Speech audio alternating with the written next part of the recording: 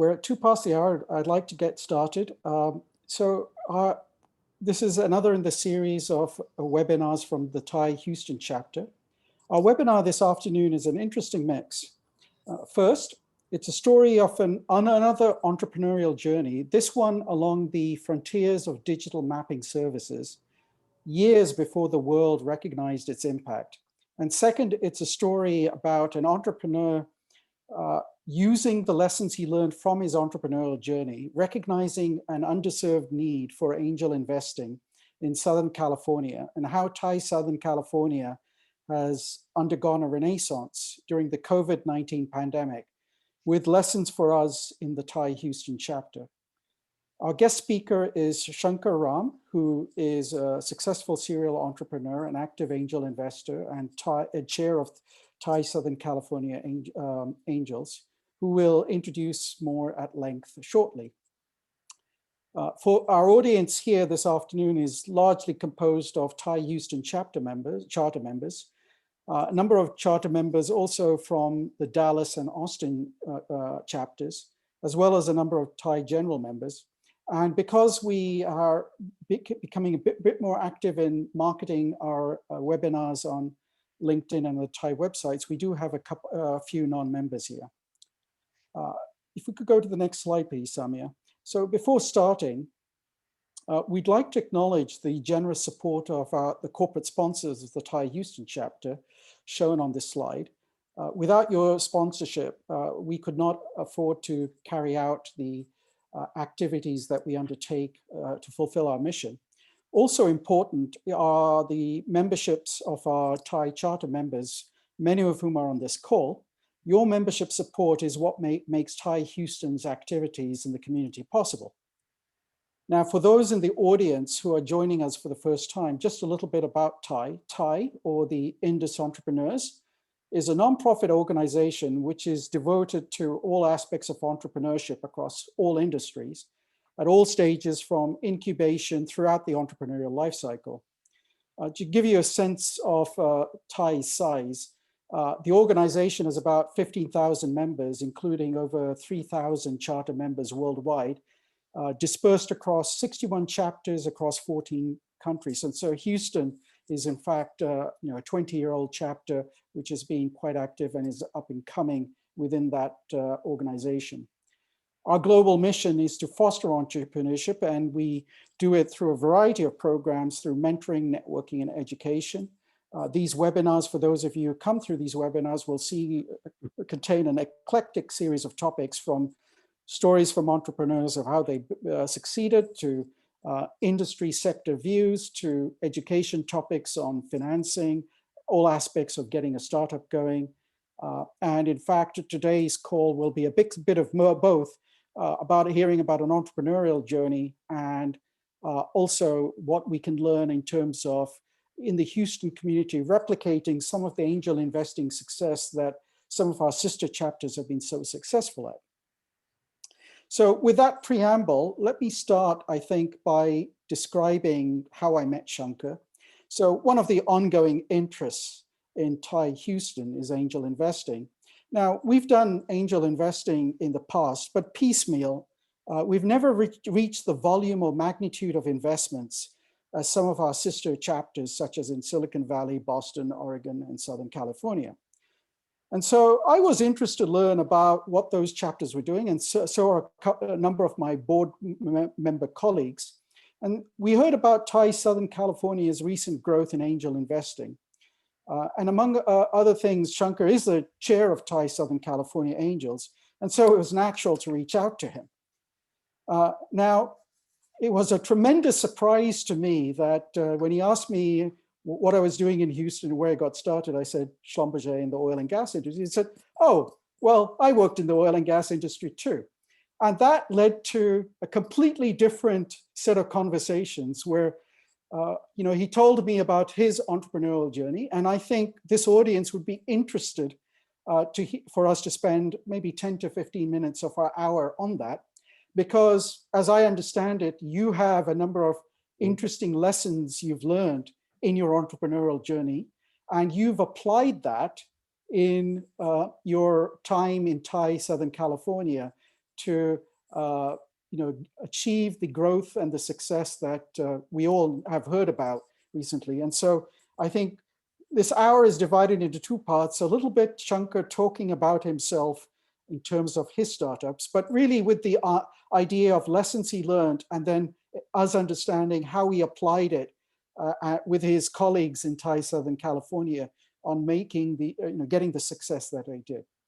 And so maybe starting with, with that comment you made to me on the phone, a month or so ago when you said, oh, I started in the oil field in Texas in the early 80s. Just tell us a little bit about how that came about. And, I think where I'd encourage you to start is you started at the very earliest working on digital mapping and location services. So this is in the early 80s, 40 years ago, way before anyone actually thought it was a thing, or, find my iPhone was even an important thing. So please tell us about that. Thank you. Good afternoon, Ram, and good afternoon, Thai Houston. Thanks for giving me this opportunity. As Ram said, I started in Houston, and my career, the first job I had in this country was in Texas. It was in Houston. I worked for a computer mapping company called Centercom Technology in Sugar Land. I did my master's with database and computer graphics specialty, and I enjoyed computer graphics and clipping algorithms when I was doing my master's. With my engineering background and computer science master's, I thought I'll be a good asset to that company, and they also thought so. They hired me. And I worked there for a couple of years. This was 1980. Worked for a couple of years, about 1.5 years, and I wanted to go to a bigger company. And I heard that Schlumberger was setting up a research center in Austin, and they were looking for somebody to work on computer mapping, well logging. And since I'm well versed in mapping, but not necessarily logging, I said, let me apply for the job, and got the job. And this is basically Schlumberger, leading edge technology. They wanted me to develop a computer logging, basically, to be loaded on the trucks. So they can go to the oil field. When they're drilling, I graphically represent the well log. So it's well log servicing. And this is handling voluminous data. What we talk about big data now is what I handled in 82, is huge data coming as we drill down, and the data was coming up, and I had to load it on the computer graphics, show it to the operators, where is oil, where is shale. So it was really, really interesting and innovative breakthrough product I was just given. And I did develop it, but I didn't stay long to see the progress at Schlumberger, because working for a big company, I found a lot of politics. It's a French company, and I know Ram worked there for long, but I'm talking about 1980. The R&D center was new, and we had a lot of clashes between the American management and the French management. I was hired to do technical work, but the management wanted me in the management role, and I was pulled in all directions. And I said, that's not going to work. I was more a techie that time, and I said, I want to get out of this. So I walked out, basically giving up a lot of money on the table, and decided I'm going to be a consultant. I'll be a consultant on my own. Same time, Texaco, I heard, was coming up with what is called computer-assisted exploration. Everybody is using computers and graphics to see how we can modernize oil exploration, because they had to reduce costs after the 80s. So I said, okay, I'm going to go in as a consultant to Texaco. And again, I took over logging and mapping, contouring and mapping for Texaco. So they put a small team called Computer-Assisted Exploration out of Houston. And so I came back from Austin to Houston and worked there for almost 3 years as a independent consultant, not an employee of Texaco. For Texaco and Getty Oil, I did independent consulting. And that is very, very interesting, because I went and implemented in Oklahoma, Denver. So I was in the oil service industry, but technology and applying the latest of database, handling large data and computer graphics, and presenting it and making it simpler for drilling. At the same time, again, keeping your eyes and ears open, I saw this mapping is going to be a big thing that's going to happen.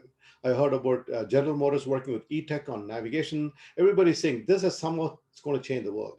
So I said, what can I do to change the world? And I looked at it, and I said, at the core of it, you need maps in the system. You have all paper maps. How do you do that? And I have done that in Centercom, where we have taken the computers maps from the US government and digitized it. So here I said, okay, let's go ahead and digitize the map data. But then Texas is so far behind. I said, this is not the place. I heard through my colleague, an accountant, saying that California is well ahead. They're trying to do something. Pacific Bell wants to do something. I know some marketing guy who says they want to digitize California.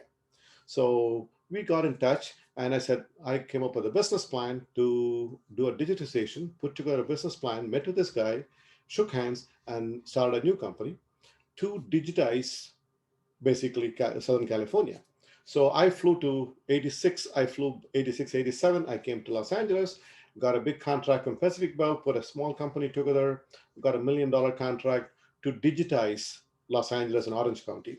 And the same time, Thomas Brothers Maps, who were big in doing maps, paper maps, they were also doing this maps.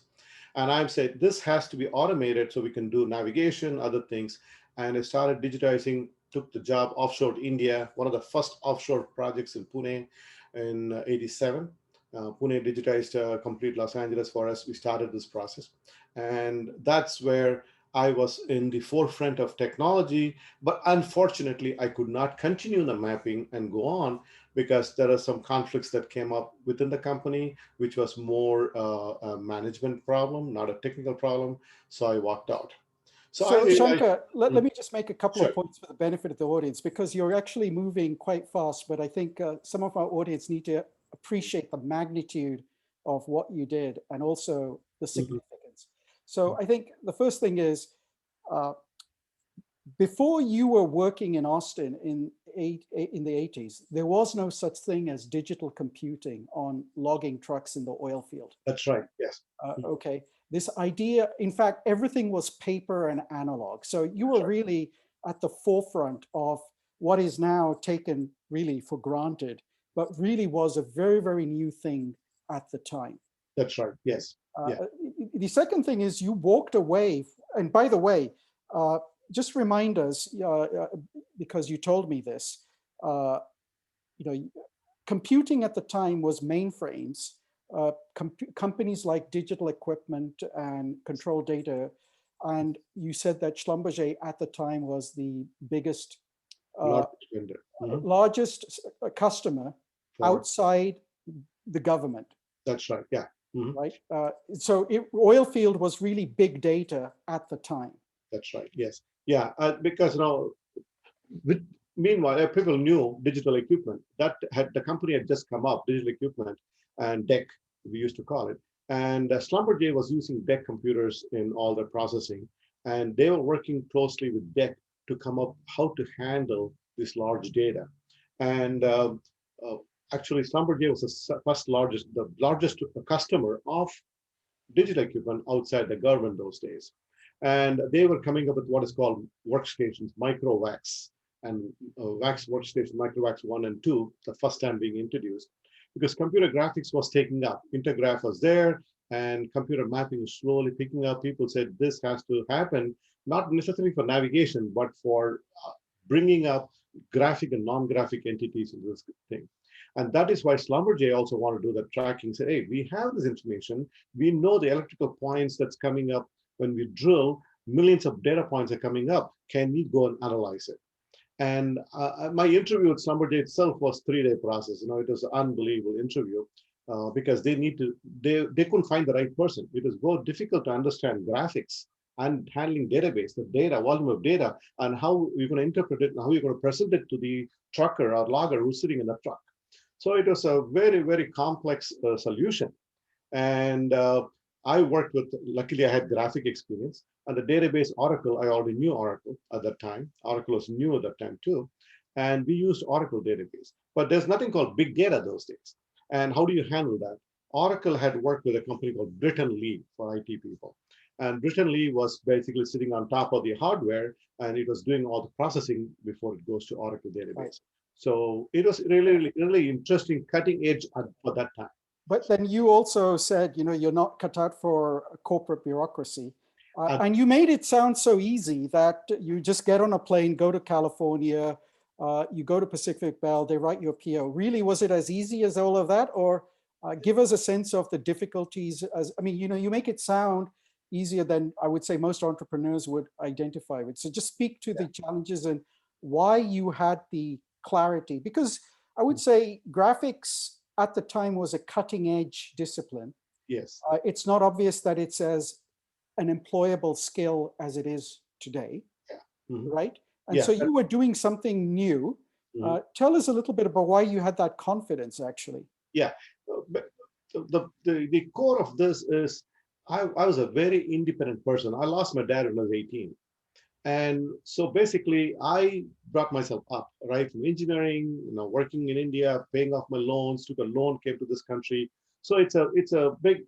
I came with a loan of $400 when I landed in this country, and did my master's, got full scholarship. But the thing is, I was a very self-confident, very strong person because I built my own life. So 18, losing a parent, no, don't know anybody. It is difficult. So, so I had my mindset. I know I could do things. But when I went to Schlumberger, I was really, really hoping for a fantastic run because they had a stock options and everything. It was very good. Technically, it was a good job. But the French director saw potential in me to move me up management. He was pulling me in all directions. And for example, DEC Microvacs, he made me the point man to select microvac station for the whole of Schlumberger, all of the world. And so much responsibility on a guy who just joined 3 months ago. And I had to fly to Boston, fly to New Hampshire, look at computers, evaluate. I learned a lot, but I couldn't focus on my technical thing. And my American boss was expecting me to deliver the product. It is a conflict pulled in all directions. The thing is, I told the French director that I cannot do this. I need technical. He said, no, you're cut out for more. So I was pulled in both directions. I said, I'm getting out. I cannot work in this conflict. But because of my confidence, I said, let me talk to Texaco, and they immediately grabbed me because of my Schlumberger and my graphic experience. So once I work at Texaco, an independent consultant, you make good money. I'm talking 80s, you still make good money. Hundreds of thousands of dollars is a lot of money in those days. So I was very comfortable. But I came to this country not to just make a salary. I always came because this is a land of opportunity. I always believed in it. And that's why I came here. I said, I got to make a change. I want to do something. And I found out that I had the skills. I'm very innovative. I had the skills to look at it and I solve a problem, figure out how the problem is to be solved. Any application, even today, I can listen to anybody and say, okay, this is how the problem is solved. I might not do the coding right now, but I understand the architecture, how it works, like well logging or the contouring. I was able to figure it out. So when I said graphics is what I want to be, I like it, and database is always going to be the future. So how do I use that for this? And kept my eyes, ears open and looking at everybody. How is it going to go? How is navigation going to happen?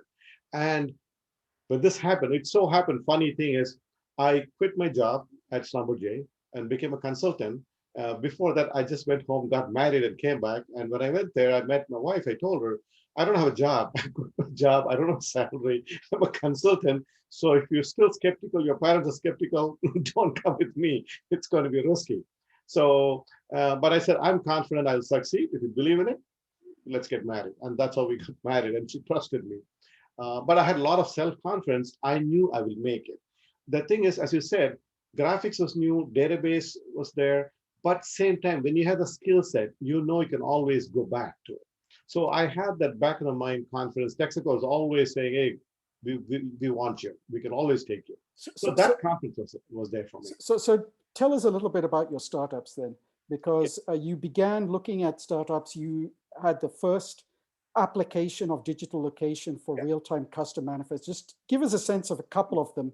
Yeah, this is the first. That's the first company I think in this country at that time digitizing roads and streets and contours. We were the first company to do it, and we went to the company software, basic software from a company called ESRI, which is the largest, in the world company right now. And he was a very small mom and pop shop, and I went to that software. He's the largest right now, and I took the digitizing to India and introduced that software to India. Now, Indian government airports use that software. I introduced the software to India, working with IDM. Those days, IDM was an offshoot of IBM. IDM in Pune, I worked with them.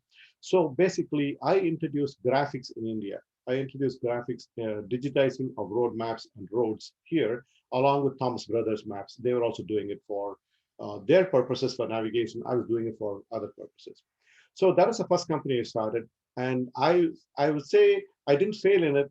I did get a contract. We executed it. So it was a success to a certain extent, but unfortunately, I did not exit out of it. I walked out of it because we could not see eye to eye. Me and my partner walked out. And that's the time I realized that I have to be an independent guy for some time to realize how to work with people at the management level, because politics in Schlumberger, politics in the small company, I said, I got to stay away from that. So I had some conflicts with the technology at that time, and my attorney advised me to stay away from mapping. So I had to give up mapping reluctantly, but lo and behold, became a consultant again. And it's interesting.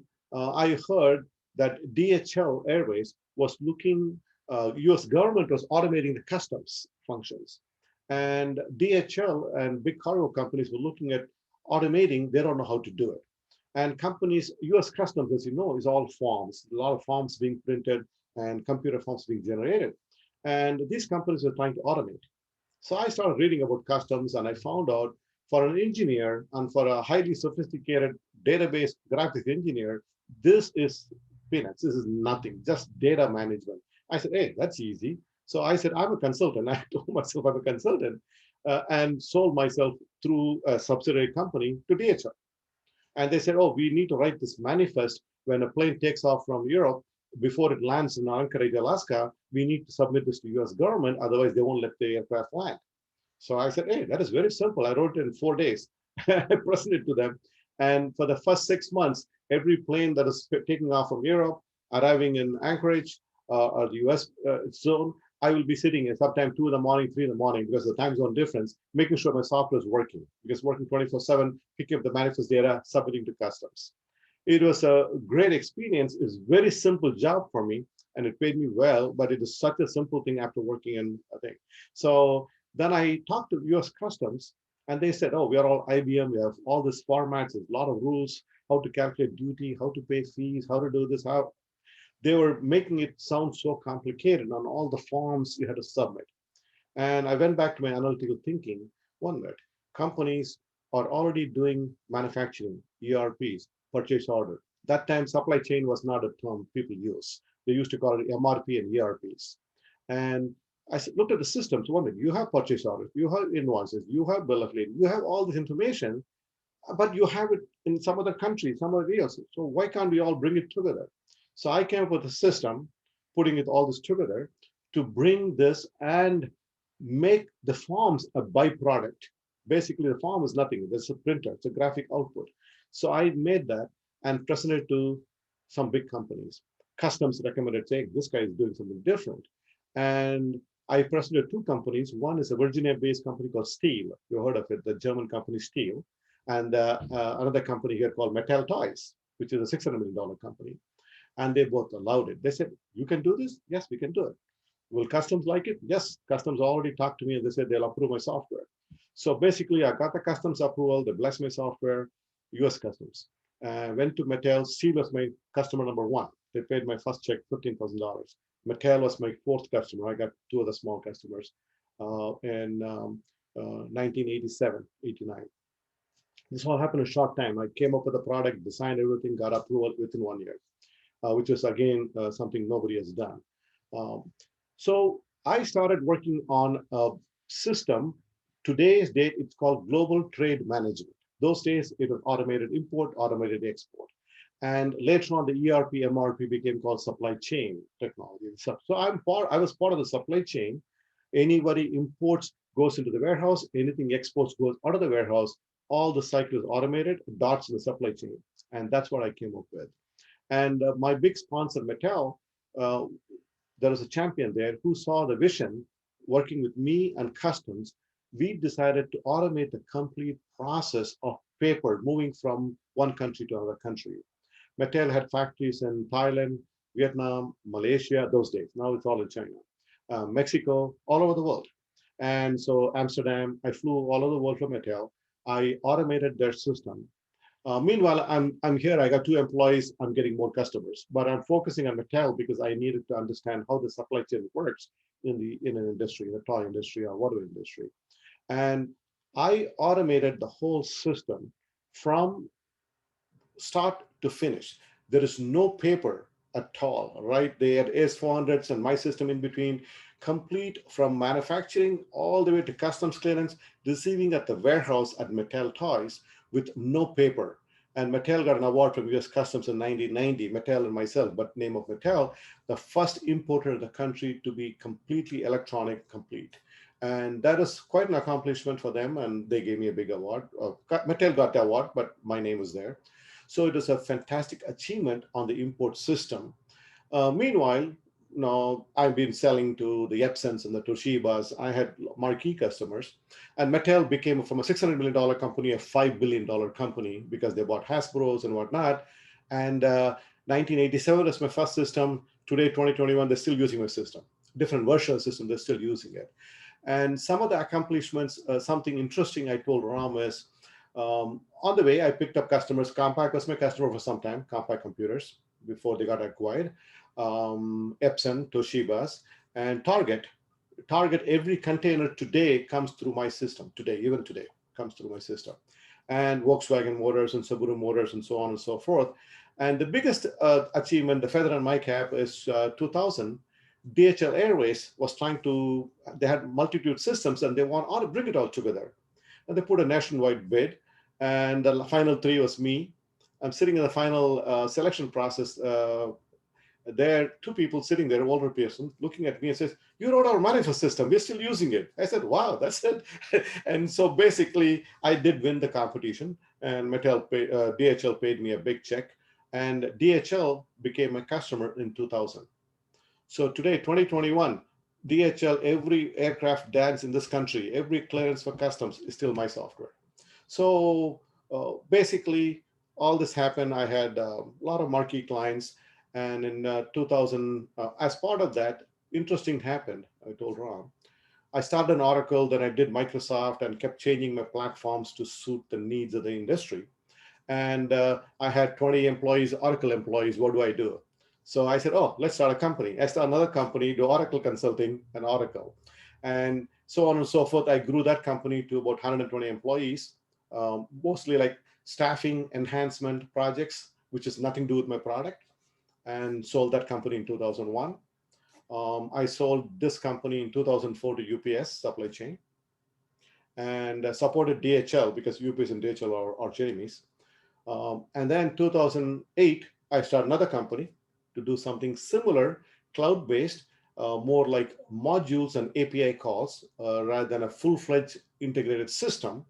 And then the moment I started in 2008, 2009, Mattel, Target, Volkswagen, they all came back to me. Oh, you got a company again, Shankar? We want to come back to you because of the customer support and attention I gave and the reputation in the industry. They all came back to us. So And that company I just sold last year to Ernst & Young. excellent. So that's a great snapshot, and we could talk for Oh yeah, hours I can about your talk. thing. Okay, but let's sort of shift emphasis to. So in the meantime, in the 90s, you were one of the first members of TIE in Southern California, Yes. and as you were becoming more successful, you were also investing, and you had your own portfolio. But now tell us a little bit of how you began transplanting your learnings as an entrepreneur, and then looking at encouraging others in the Southern California community for angel investing. Just begin telling us a little bit about that. Yeah, good. Okay. As part of this journey of entrepreneurship, I didn't have an MBA. I had engineering. I was a techie to start with. But as I move along, you understand customer relationships, people, politics. And the reason I left Schlumberger was the politics in the company. Then as I grew, I found out that, yeah, I have 100 clients. There's politics with every company. And then I become part of every company's politics now because interdepartmental issues within IT and applications and all that. And I got involved in politics of all these companies. What I was trying to avoid, I got involved much more deeper. Only thing is, I'm not an employee. I'm making money. I have my own business. But that taught me a lot how to deal with big corporations, how to deal with people. I had a couple of hundred employees in each company, how to deal with employees. And also at the same time, I became Vistage. Now it's called Vistage. Those days it used to be different. I did 3 years stint with them. And what is called street smart marketing, MBA. I learned everything about finance, understanding concepts, profit and loss, balance sheet. Now I think I'm more a financial consultant than a business consultant. I do understood a lot of those and used all my skills in my investments in my own companies. So coming back to Thai was started in Silicon Valley, and the first chapter was Thai Los Angeles, Thai Southern California in 1997. And I was already here, and I'm an entrepreneur. I said, let's see what they do. So I became a member, started attending with Navneet and AST Computers as Qureshi. Used to go there, but had my own companies. I had three companies running at the same time, so I could not be an active member. But I was trying to see what they were doing. At the same time, you have the dot-com, the boom happening in the IT industry in the 2000 dot-com burst. Then I realized that everybody was an IT-focused investments, all IT, IT, IT. And meanwhile, my companies were there. I sold a couple of companies. And I was thinking, I made investments from the money I got in banks and IT companies and service industries. And I decided, okay, I'm going to be part of Thai and see whether Thai is going to go somewhere. But then more and more at sessions I attended in Thai, I found out that they were mostly people coming and talking, like I'm doing today, talking. But for a successful person, I've already been an entrepreneur, exited. I was not learning much. What am I going to do? What is it that I'm learning from them, except for networking and some Indian food? So I took a back seat, went back and relaxed. But then 2008, Navneet called me back and said, Shankar, we got to revamp Thai. Can you come back? So 2008-9, I came back, organized Thai conferences, built up Thai, built up the membership base. And still something was missing. And in the conference and all that. So I talked to a lot of people, and everybody was doing their own investments or into real estate. They were into something, they were all interested, but they didn't know the complete aspect because not everybody is an entrepreneur. They're not gone through the whole cycle of starting a company, looking at team, putting together values and exit. They're not gone through it. Some of them are entrepreneurs, they are running companies, they're not thought about exit, what they're going to do. And they don't know they're investing only in their companies. So I started talking to them and I realized that a lot of, especially Southern California, is not like Houston oil service or finance. Here it is distributed. We have entertainment, we have everything. So how can I bring people together? And the biggest question is, I don't know I can trust the company. How do you know what's going on? How do you know that the company is going to be good? And I don't understand what is called due diligence. Or I don't understand this at all, but I want to invest. Or some people came up and said, I have $10,000, $20,000 budgeted to invest. How do I invest? So I started Thai SoCal Angels in about 2018, pretty late, 18, 17, 18. And meanwhile, I've been making investments along with some friends and myself. And 18, I want to bring it to the Thai community. So I talked to a lot of people, started doing pitch events, and started making investments in companies jointly, as a 7 or 10 people, so setting up an SPV or setting up direct investments. And that went on till 2019. And we invested in about 8 to 10 companies, anywhere from 50,000 to 100,000 to 150, depending on the number of members. But I noticed a lot of work because somebody has to take ownership, which was me. I had to pick up the phone, call people, or do you want to invest? How much are you investing? Okay. And then make sure the CEO understands that. Make sure move all the documentation across, make sure the wire is gone. It's too much hassle. And then the guy would call me and says, what happened to the company you invested in? Where is it going? So I said, that's not the way it's going to go. I was happy doing it myself. Now I opened up a big can of worms. I have to answer to so many people. What do I do? So meanwhile, I also became a member of TechCo's Angels, which is the largest angel group in the country. And I started learning more how they do things differently and how we can bring it to Thai. And I'm sitting here during the pandemic. I made a presentation to the Thai community that I wanted to bring it all together, reduce the workload, and invest in more companies from the Thai perspective. And they're all interested, but nobody knew what to do.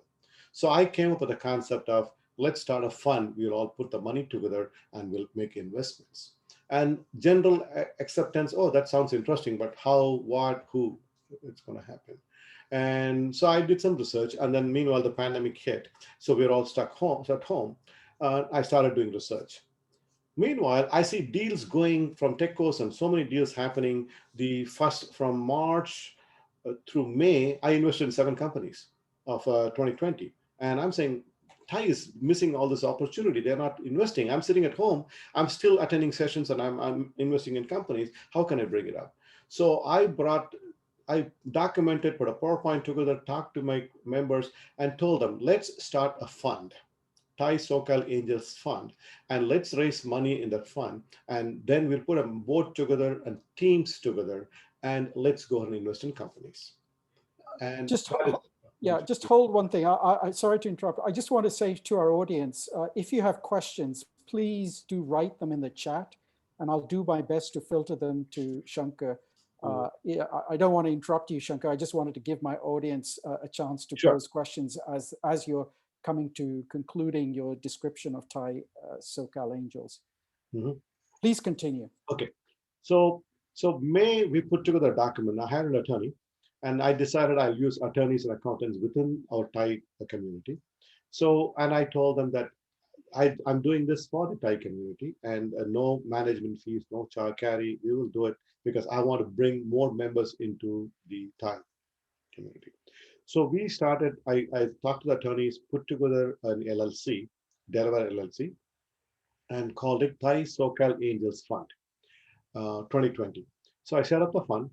May, the paperwork is done May, and then June, I had a presentation on Zoom. I sent emails to everybody. And it so happened that we raised $1.15 million within 30 days from all the members. I set the minimum at 10,000, maximum was 50. I wanted everybody to participate, and people worried about the economy. I said, let's keep it low. Let's keep people who are interested in. And naturally, there's a lot of phone calls. I personally talked to 50 people, asking questions about the risk, about this, what about that. So I spent a lot of time explaining all this concept.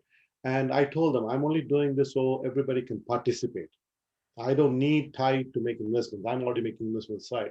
I said, I want to bring this to Thai, see how people can participate, people can get involved as part of Thai, and then we can help each other. Because if you look at Thai's, and what one place it says, let's make ourselves wealthy. Let's make wealth, grow ours using Thai. It's somewhere there. So I said, my concept is yes, we want to mentor, we want to advise, we want to grow companies, but let's also use our network to invest in companies and get rich. So, Shankar, if I may just ask you to pause, I don't mean to Sure, cut you sure. off, Yeah. but I have so many questions here that I think I could only do justice to my audience by beginning filtering Okay. them. Yeah. Okay. So maybe first on your entrepreneurial journey, Gaurav asks, Shankar, has the problem that you set out to solve with Mattel been solved? Or you think that opportunity is still out there? And what was the market size of the opportunity back then? Okay. No, the problem is never solved, right? Supply chain keeps on changing. The For import, export, I'm talking about global trade management. For importing and exporting, yes, the problem is there. I was the first to do it. There's other people doing it now, because all it is a point of integrating data, right? You're integrating data from your purchase order system to the other system, to inventory system, and the trucking system and the shipping companies. It's an integration. Yes, there are opportunities there, but it's far and few out because there's already in the market. Like I've taken 70 of the marquee customers, big companies that's there. And those days, people used to pay a license fees and customization and whatnot. Nowadays, it's all SaaS-based revenue. Nobody wants to pay that kind of money. Now, Mattel would have sent millions of dollars with me. Now Mattel says, I'll pay 10,000 a month. I want the service. So it has become a commoditized product. So the opportunity is there. The market size is bigger as long as you don't go into a full price application. I turned my product into what is called tools, multiple tools. So that's what Ernst & Young was interested. So that you can use a tool to do, let's say if you're exporting to somebody out there, whether he's a denied party, whether the government allows you to export. If you're exporting to Iran, my system would catch it that the consignee cannot go. So that became one tool. You can make it modular. Okay, another question, and I've got a bunch lined up here. Thomas Henry asks, what's your view on the need to consolidate digital startups that offer very similar product offerings like predictive maintenance, for instance? Do you see them as consolidation, merge or die? Do you see a trend in strengthening in this? Again, any industry, consolidation is bound to happen. Consolidation is bound to happen because a lot of my portfolio companies, even yesterday I met with one CEO. And I told him, no, my other company is doing, we're doing data capture, structured and non-structured data. and doing containers. So I'm saying he's doing non-structured and structured. You're doing structured data using Dun and Bradstreet and others. Now, if we can take that and give it so that now you have one platform, you can replace Dun and Bradstreet down the road. You can Right. understand. So you're going to bring this together. Similarly, every industry, there'll be some consolidation points, some points where you go, look, how can you work together? I have multiple companies. I always try to see whether they can work together, not compete against. So it's always, definitely it's there. It's not do or die. You got to quick looking for the right partner, how it works, right monetary benefits. Yes, there is a future for consolidation. It is bound to happen. A final set of questions on the entrepreneurial journey. Then I'm going to give you a set of questions about Thai SoCal Fund. So Rune Christensen asks, in your opinion, what character traits make for a successful entrepreneur? And when you invest in startups, how do you vet the leadership and founders? What do you ask for? What is the first part of the question? In your opinion, what character traits, Oh, what characteristics make for a successful entrepreneur? yeah. Um, there's so many characteristics, but just the first thing that comes to mind, tenacity, you know, persistence. There's so many words you can use, buzzwords, but the persistence, because as an entrepreneur, not everybody is lucky. They get money at the first draw, or they get the right product, right team, the right customer. It takes a lot of effort. It's not easy. When you see the exit, I look back, it was not a easy, fun journey. Worked hard, worked 17, 18 hours a day, travel everywhere, met with customers who are rude. I mean, it happens. All the employees who are not great. I mean, everything is there. But a lot of patience is important. Your vision is very important. But as I was telling my CEO the other day, now you cannot be selling a vision to everybody. You have to go down, drill down. You need to have the persistence, even when you fail, to continue doing it. Patience with your employees, with your customers. It's a lot of skills, not just one thing that's there. But today, when I invest in companies, I look at the CEO, I look at the team. Who is he working with? What is he working with? What is his attitude? I invest in people. People is very important to me. I invest in people. What kind of a person is he? Because ethics is very important to me. Is he an ethical person? Is he a lawyer? Because IT and technology, anybody can write anything you want. I can come up with an idea today and hire programmers to write it. That's easy. How do you sell it to the customer? The customer, like I said, my employees stayed with me for 25, 30 years within all my companies. They'll go to UPS after the contract, they'll all come back to me. All my employees, all my customers came back to me because of the consistency in my character. That's very important, and loyalty. And that's why my customers, even today, if I start a company tomorrow, Mattel will come back to me, Target will come back to me, because I know they know that I deliver on my loyalty and my thing. So I look at the CEO and I say, what kind of character is he? Is he a go-getter? Yes, I want a go-getter, but if he's going to step on top of you to go there, I will not be investing in him. Maybe he's successful, he'll make money for me, but that's not the person I would like to work with. Very good. Now a set of questions about Thai SoCal and how the angel fund. So Somesh Singh asks, well, I think you have two funds now, right? How large is your fund? And do you have a set of core theses that drive your group's investment decisions? Okay. So no, actually we have only one fund. The fund is closed. The fund was a Thai SoCal Angels fund. It started in May, June, and July we got the first investment we made. And as of today, as of March, we had invested in 10 companies, and we have maybe about $150,000 left to invest. And we have 10 successful companies we invested in.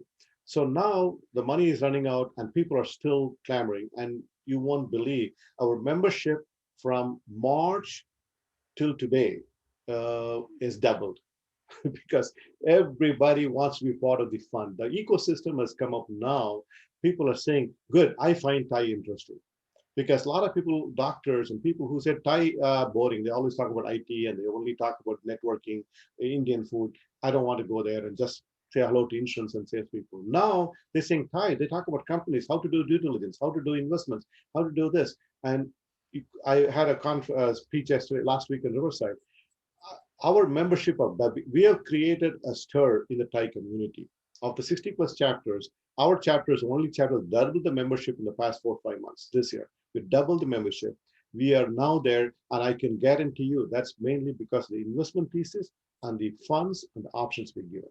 So I announced fund number 2, Thai SoCal Angels Fund number 2. I announced this month, beginning of May, and we are finishing up the paperwork.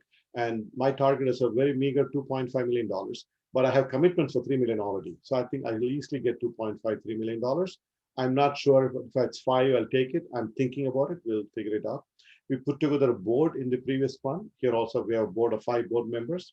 And so I'm not the only one. I do lead it and run it because somebody is taking the initiative. But I set up independent theses, like, for example, pre-screening, screening committees. Then I have due diligence team. I'm slowly putting, so when a company comes in, we screen, pre-screen, we do a deep dive or a due diligence. And that is independent of the board. The board, just because I like the company, we will not invest in the company. The due diligence team does the due diligence, recommends whether to invest or not invest, and recommended amount. The board then, if the DD team has rejected it, we cannot invest. If the DD team has accepted it, then the board can overrule it or decide decide, okay, instead of 50, we can invest 100, or 100, we can invest 50. That is the only decision we can make. And the board has to have an anonymous approval. Every member has to agree. And that is the toughest thing because you're dealing with entrepreneurs, doing with everybody who's had exits, all of us have had exits, and steering them. And we are all smart, intelligent people, steering them, look in the same direction. And sometimes we're in the same book, but not on the same page. It is interesting and dynamics to bring together people. But the same token, I make sure that every member in the Thai community can participate in screening or due diligence. If they raise the hand, okay, come on. Sometimes we have 30 people in the screening process. Right.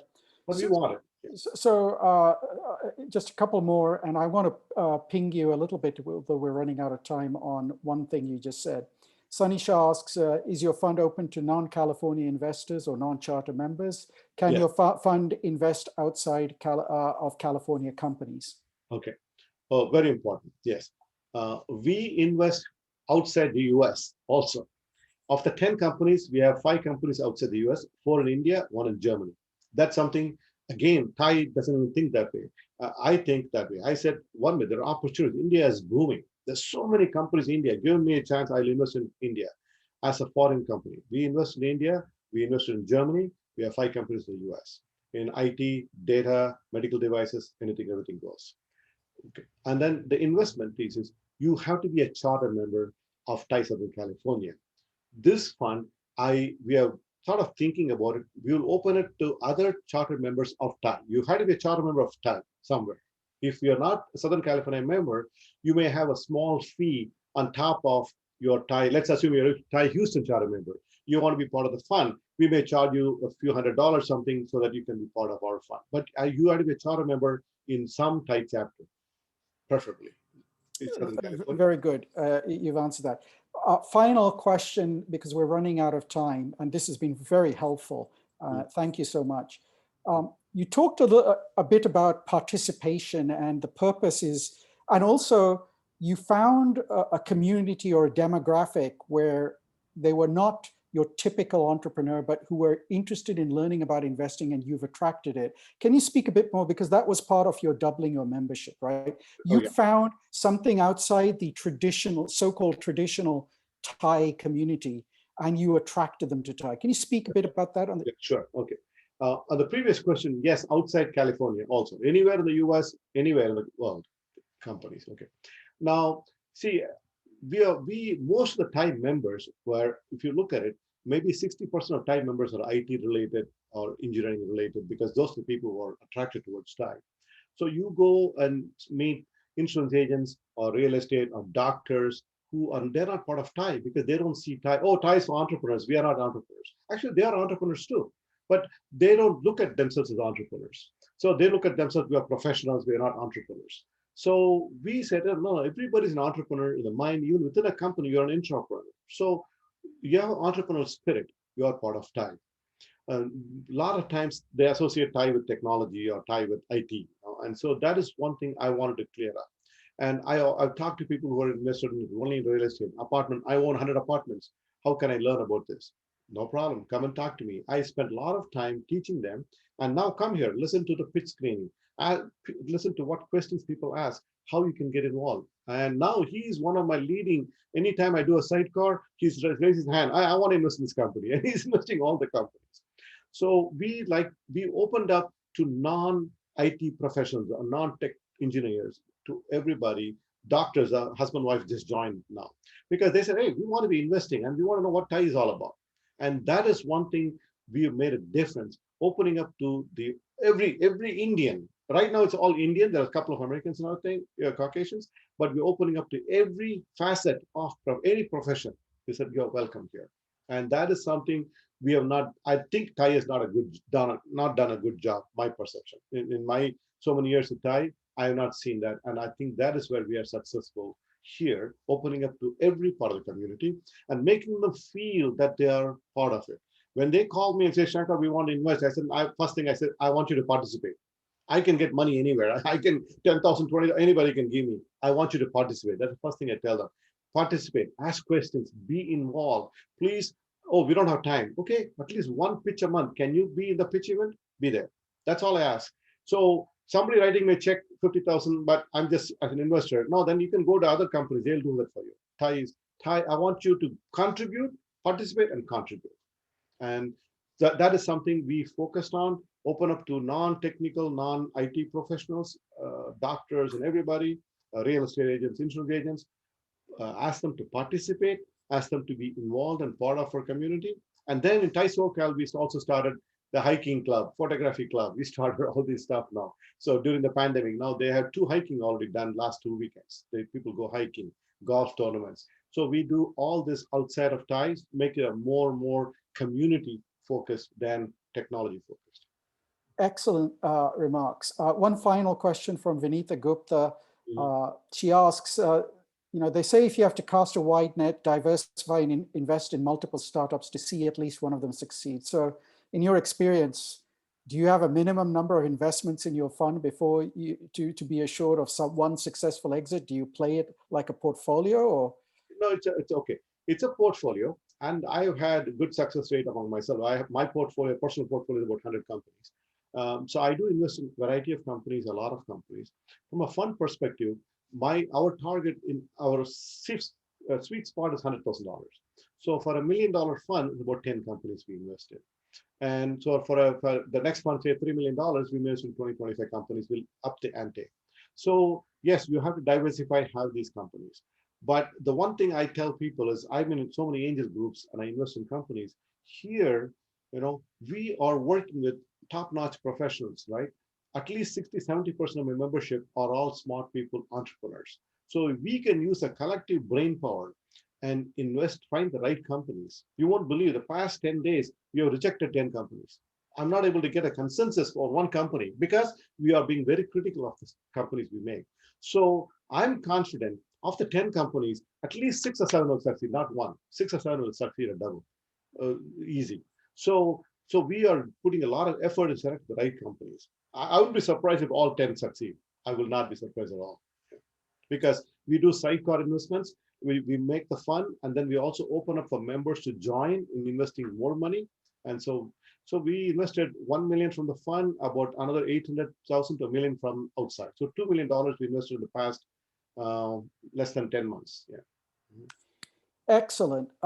Shankar, this hour has gone by really quickly. You and I talked. I'm going to confer with a number of my charter member community. I'm sure there'll be some demand for you to come back, either to talk about in more detail about your own startup companies and your success. And most definitely, I know that I'll be reaching out to you for further advice as we're trying to get Thai Angels Texas off the ground and perhaps emulate some of the success that you've managed to demonstrate in Southern California. Yeah. So thank you so much for your time on this. And closing, I would like to say, yes, my story is always there. I can always talk about it. But the most important thing is, like, what I want to give back to Thai is, how can we do it collectively as Thai? And any help you need, anytime you need, Thai Houston. I would like Thai Houston to kickstart, go into Thai Angels on a big scale, start a fund, any problems, issues. I would like to be there to help because it's fun. I enjoy it. I enjoy doing it. And if another Thai chapter is successful, that'll be great. I'm also now part of Thai Global Angels. We're trying to make sure that every Thai benefits from what we have learned and how we can be a better Thai to all our members and have more members come back to our clubs. That's all. Excellent. Thank you so much. That's a very fitting concluding remark. Sami, if you could have the slides up, please, again. what I want to do is again thank Shankar very much, and just thank our audience. And just to remind that our next webinar is in May the 25th, and this is continuing our education series, which is Carl May on our board will lead a discussion on finding product market fit. Thank you all very much, and bye for now, and see you next time. Yeah, thanks, Ram, and thanks, Ty Houston. Thank you. Okay, thank you so much. Bye. Okay.